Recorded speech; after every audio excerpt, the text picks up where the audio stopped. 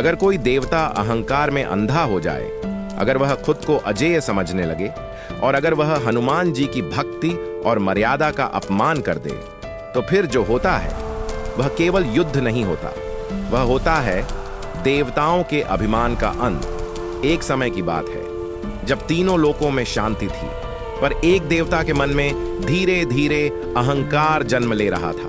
यह देवता था कालदेव, जो समय की गति को नियंत्रित करने की शक्ति रखता था।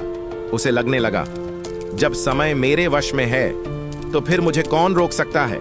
एक दिन कालदेव ने घोषणा कर दी, आज से कोई भी मेरी अनुमति के बिना धरती पर जन्म नहीं लेगा और न ही मृत्यु पाएगा।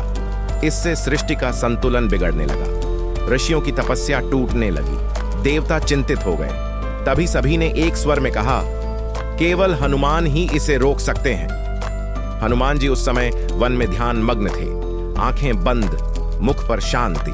लेकिन जैसे ही सृष्टि का संतुलन डगमगाया, हनुमान जी की आंखें खुल गईं। किसने धर्म की सीमा लांघी है? उनका स्वर गंभीर था। वे तुरंत कालदेव के लोक की ओर बढ़े। कालदेव ने हनुमान जी को आते देखा और उपहास करते हुए बोला, एक वानर, मेरे लोक में प्रवेश की हिम्मत?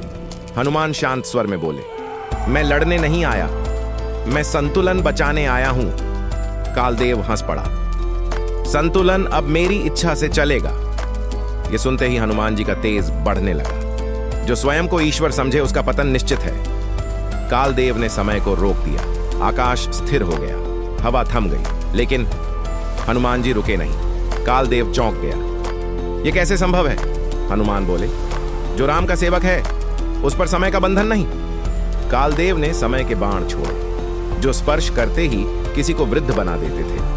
हनुमान ने गदा घुमाई, बाण टूटकर धूल बन गए। फिर कालदेव ने भविष्य और भूतकाल की छायाएं बुला ली। चारों ओर भयानक रूप प्रकट होने लगे। हनुमान ने अपना स्वर ऊंचा किया, अब खेल समाप्त।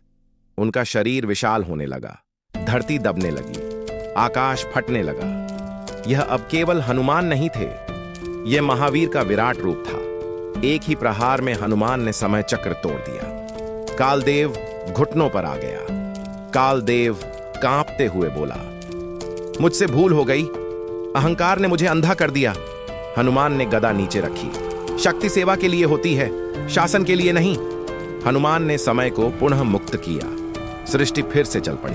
देवताओं ने नमन किया और कालदेव अपने अहंकार से मुक्त होकर धर्म के मार्ग पर एल। यह कथा बताती है, जो स्वयं को सबसे बड़ा समझता है वह सबसे पहले गिरता है, और जो राम का भक्त है वह समय से भी ऊपर होता है। अगर आपको ऐसी शक्तिशाली कथाएं पसंद हैं तो लाइक, शेयर और सब्सक्राइब जरूर करें।